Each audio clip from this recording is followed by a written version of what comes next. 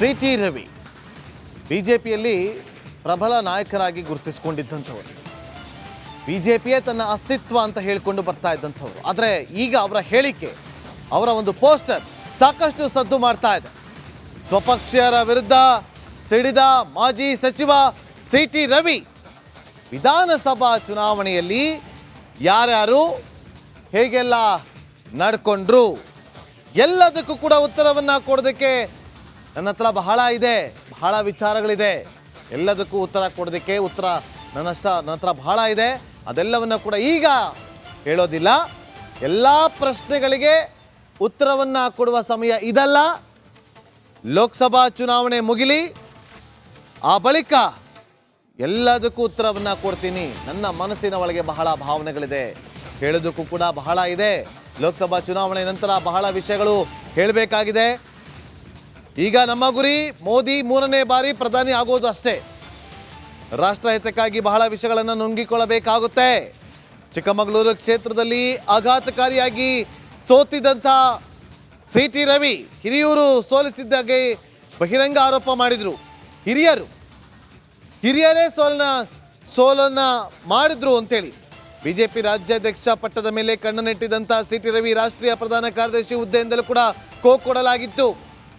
ಬೆಂಗಳೂರು ಉತ್ತರ ಲೋಕಸಭಾ ಕ್ಷೇತ್ರದಲ್ಲೂ ಕೂಡ ಈಗ ಆಕಾಂಕ್ಷಿ ಆಗಿದ್ದಾರೆ. ಇಲ್ಲೂ ಬೆಂಗಳೂರು ನಾಯಕರ ಹಸ್ತಕ್ಷೇಪದ ಆರೋಪ ಮಾಡಿದ್ದಾರೆ. ಈಗ ಉಡುಪಿ ಚಿಕ್ಕಮಗಳೂರು ಟಿಕೆಟ್ ಒಲಿಯುವ ಲಕ್ಷಣ ಇಲ್ಲ. ಬಹಳ ಬೇಸರದಲ್ಲಿದ್ದಾರೆ ಸಿ.ಟಿ. ರವಿ ಅವರು. ಏನು ಹೇಳಿದ್ದಾರೆ ಕೇಳಿ. ಈ ಎಲ್ಲ ಪ್ರಶ್ನೆಗಳಿಗೆ ಈಗ ನಾನು ಉತ್ತರ ಕೊಡಕ್ಕೆ ಹೋಗಲ್ಲ. ನನ್ನ ಮನಸ್ಸಿನ ಒಳಗೆ ಬಹಳ ಭಾವನೆಗಳಿದ್ದಾವೆ, ಹೇಳೋಕ್ಕೂ ಬಹಳ ಇದೆ. ಆದರೆ ಈಗ ನಮ್ಮ ಗುರಿ ಇರ್ತಕ್ಕಂಥದ್ದು ಮೋದಿಯವರು ಮತ್ತೊಮ್ಮೆ 3ನೇ ಬಾರಿ ಪ್ರಧಾನಿಯಾಗಬೇಕು ರಾಷ್ಟ್ರಹಿತದ ಕಾರಣಕ್ಕೆ. ಲೋಕಸಭೆ ಚುನಾವಣೆ ನಂತರ ಯಾರ್ಯಾರು ವಿಧಾನಸಭಾ ಚುನಾವಣೆಯಲ್ಲಿ ಹೇಗೆ ನಡ್ಕೊಂಡ್ರು, ಈ ಎಲ್ಲ ಪ್ರಶ್ನೆಗಳಿಗೆ ಉತ್ತರ ಕೊಡೋಕ್ಕೆ ನನ್ನ ಹತ್ರ ಇದ್ದಾವೆ. ಲೋಕಸಭೆ ಚುನಾವಣೆ ನಂತರ ಭಾಳ ವಿಷಯಗಳು ಹೇಳೋಕ್ಕಿದೆ, ಹೇಳ್ತೀನಿ. ಈಗಲ್ಲ. ರಾಜಕಾರಣ ವೈಯಕ್ತಿಕ ನೆಲೆಯಲ್ಲಿ ಮಾಡೋದಾದರೂ ಕೂಡ ಲೋಕಸಭೆ ಚುನಾವಣೆ ನಂತರ. ಈಗ ಕೇವಲ ರಾಷ್ಟ್ರಹಿತ ಮಾತ್ರ, ಪಕ್ಷಹಿತ ಮಾತ್ರ. ರಾಷ್ಟ್ರಹಿತ ಮತ್ತು ಪಕ್ಷಹಿತದ ಕಾರಣಕ್ಕೆ ಭಾಳ ಸಂಗತಿಗಳನ್ನು ನುಂಗಿಕೊಳ್ಬೇಕಾಗತ್ತೆ, ನುಂಗ್ಕೊಂಡಿದ್ದೇವೆ. ಸಮಯ ಬಂದಾಗ, ಸಂದರ್ಭ ಬಂದಾಗ ಭಾಳ ದಿನ ಅದನ್ನು ಹೊಟ್ಟೆ ಒಳಗೆ ಇಟ್ಕೊಳಕ್ಕಾಗಲ್ಲ, ಹೇಳಲೇಬೇಕಾಗತ್ತೆ. ಜನರ ಮುಂದೆ ಹೇಳ್ತೀನಿ. ಅದಕ್ಕೆ ಸಮಯ ಈಗಲ್ಲ. ಈ ಸಮಯದಲ್ಲಿ ಕೇವಲ ಒಂದೇ ಗುರಿ, ಪ್ರಧಾನಮಂತ್ರಿ ಮೋದಿಯವರು ಮತ್ತೊಮ್ಮೆ ಪ್ರಧಾನಿಯಾಗೋದಕ್ಕೆ. ಕರ್ನಾಟಕದ 28 ಲೋಕಸಭಾ ಕ್ಷೇತ್ರವನ್ನು ಭಾರತೀಯ ಜನತಾ ಪಾರ್ಟಿ ಗೆಲ್ಲಬೇಕು. ಆ ಗೆಲ್ಲೋದಕ್ಕೆ ಏನು ನಮ್ಮ ಅಳಿಲು ಸೇವೆ ಇದೆ, ಆ ಅಳಿಲು ಸೇವೆ ಮಾಡೋದಷ್ಟೇ ನಮ್ಮ ಕೆಲಸ. ಮತ್ತಷ್ಟು ಮಾಹಿತಿಯನ್ನು ಕೊಡೋದಕ್ಕೆ ನಮ್ಮ ಪ್ರತಿನಿಧಿ ಚೇತನ್ ಈಗ ಲೈವ್ನಲ್ಲಿ ಜಾಯ್ನ್ ಆಗಿದ್ದಾರೆ. ಚೇತನ್, ಸಿ.ಟಿ. ರವಿ ಅವರು ಬಹಿರಂಗವಾಗಿ ಅಸಮಾಧಾನವನ್ನು ಹೊರಹಾಕೋದಕ್ಕೆ ಮುಂದೆ ಹಾಕ್ತಿದ್ದಾರೆ. ಲೋಕಸಭಾ ಚುನಾವಣೆಯ ಬಳಿಕ ಏನಾಗಿತ್ತು, ಇವರ ಅಂತರಾಳದ ಒಂದು ಮನಸ್ತಾಪ, ಮಾಹಿತಿ ಕೊಡ್ಬೋದಾ ಚೇತನ್? ನಾಗೇಂದ್ರ ಬಾಬು, ಈಗ ಸಿ.ಟಿ. ರವಿ ಅವರು ಒಂದು ಪ್ರಮುಖವಾಗಿ ಹೇಳಿಕೆ ಕೊಟ್ಟಿರುವಂತದ್ದು ರಾಷ್ಟ್ರಹಿತ ಪಕ್ಷಹಿತ ಮೋದಿ ಮತ್ತೊಮ್ಮೆ. ಅದಕ್ಕಾಗಿ ನಾವು ಲೋಕಸಭಾ ಚುನಾವಣೆಯಲ್ಲಿ ಕೆಲಸ ಮಾಡ್ತೀವಿ, ಅಳಿಲು ಸೇವೆಯನ್ನು ಕೂಡ ಸಲ್ಲಿಸ್ತೀವಿ ಅನ್ನುವಂತ ಮಾತನ್ನು ಕೂಡ ಹೇಳಿದ್ದಾರೆ.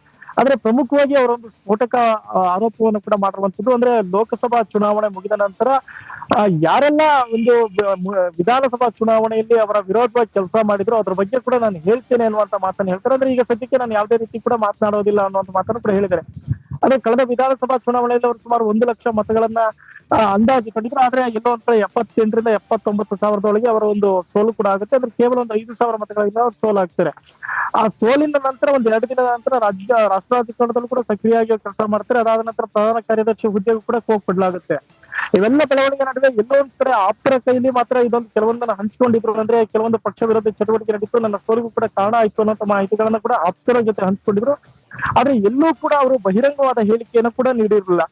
ಇದರ ನಡುವೆ ಏನೊಂದು ಪಕ್ಷ ಸಂಘಟನೆಯಲ್ಲಿ ಇದ್ರು. ಮತ್ತೆ ಬೆಂಗಳೂರು ಉತ್ತರ ಕ್ಷೇತ್ರ ಕೂಡ ಒಂದು ಆಕಾಂಕ್ಷಿ ಕೂಡ ಆದ್ರೆ ಬೆಂಗಳೂರಿನ ಕೆಲವು ನಾಯಕರು ಇದಕ್ಕೆ ವಿರೋಧ ವ್ಯಕ್ತಪಡಿಸಿದ್ರು. ಅಲ್ಲಿಂದ ನಾನು ಸ್ಪರ್ಧಿಸೋಲ್ಲ ಅನ್ನೋ ಮಾತು ಕೂಡ ಹೇಳಿದ್ರು. ಆದ್ರೆ ಉಡುಪಿ ಚಿಕ್ಕಮಗಳೂರಿಗೆ ಪ್ರಬಲ ಸ್ಪರ್ಧೆ ಆಗಿದ್ರು. ಕೆಲವು ದಿನದ ನಂತರ ಅಂದ್ರೆ ಯಡಿಯೂರಪ್ಪನವರು ಒಂದು ಹೇಳಿಕೆ ಕೊಟ್ಟ ನಂತರ ನಾನು ಯಾವುದೇ ಕಾರಣಕ್ಕೂ ಸ್ಪರ್ಧೆಗೆ ನಾನು ಕೇಳೋದಿಲ್ಲ, ಆದ್ರೆ ಎಲ್ಲ ಒಂದ್ ಕಡೆ ಕೊಟ್ರೆ ನಾನು ಸ್ಪರ್ಧೆ ಮಾಡ್ತೀನಿ ಅನ್ನುವಂತ ಮಾತನ್ನ ಹೇಳಿದ್ರು. ಆದ್ರೆ ಈಗ ಇನ್ನೇನು MP ಚುನಾವಣೆ ಸಮೀಪಿಸುತ್ತಿದ್ದಂಗೆ ಒಂದು ಹೇಳಿಕೆ ಎಲ್ಲೋ ಸಾಕಷ್ಟು ಚರ್ಚೆ ಕೂಡ ಕಾರಣ ಆಗಿದೆ.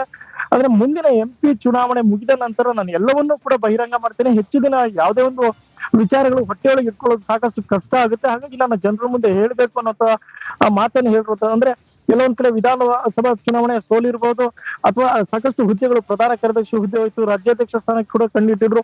ಇವೆಲ್ಲವೂ ಕೂಡ ಕೈ ತಪ್ಪಿರೋದು, ಎಲ್ಲೊಂದ್ ಕಡೆ ಅಸಮಾಧಾನ ಇದೆ ಅನ್ನುವಂಥದ್ದು ಕೂಡ ಈಗ ಮೇಲ್ನೋಟಕ್ಕೆ ಕೆಲವೊಂದು ಅನುಮಾನಗಳು ಕೂಡ ವ್ಯಕ್ತವಾಗ್ತಿರುವಂತದ್ದು. ಅಂದ್ರೆ ಸದ್ಯಕ್ಕಂತೂ ಅವರು ಯಾವುದೇ ರೀತಿ ಲೋಕಸಭಾ ಚುನಾವಣೆ ಮುಗಿಯುವವರೆಗೂ ಯಾವುದೇ ರೀತಿ ಹೇಳಿಕೆಯನ್ನು ನೀಡೋದಿಲ್ಲ ಅಂತ ಮಾತನ್ನು ಹೇಳಿದ್ದಾರೆ. ಕೇವಲ ಮೋದಿ 3ನೇ ಬಾರಿ ಪ್ರಧಾನಿ ಆಗಬೇಕು, ಹಾಗಾಗಿ ರಾಜ್ಯ ಪ್ರವಾಸ ಸೇರಿದಂತೆ ಹೊರ ರಾಜ್ಯಗಳಲ್ಲೂ ಕೂಡ ನಾನು ಪ್ರವಾಸ ಮಾಡ್ತೀನಿ ಅನ್ನುವಂತ ಮಾತನ್ನ ಸದ್ಯಕ್ಕೆ ಹೇಳಿರುವಂತದ್ದು Nagendra Babu. Okay, thank you Chetan ನಿಮ್ಮೆಲ್ಲ ಮಾಹಿತಿಗಾಗಿ.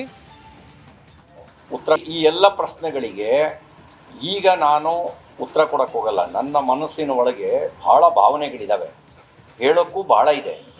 ಆದರೆ ಈಗ ನಮ್ಮ ಗುರಿ ಇರ್ತಕ್ಕಂಥದ್ದು ಮೋದಿಯವರು ಮತ್ತೊಮ್ಮೆ 3ನೇ ಬಾರಿ ಪ್ರಧಾನಿಯಾಗಬೇಕು ರಾಷ್ಟ್ರಹಿತದ ಕಾರಣಕ್ಕೆ.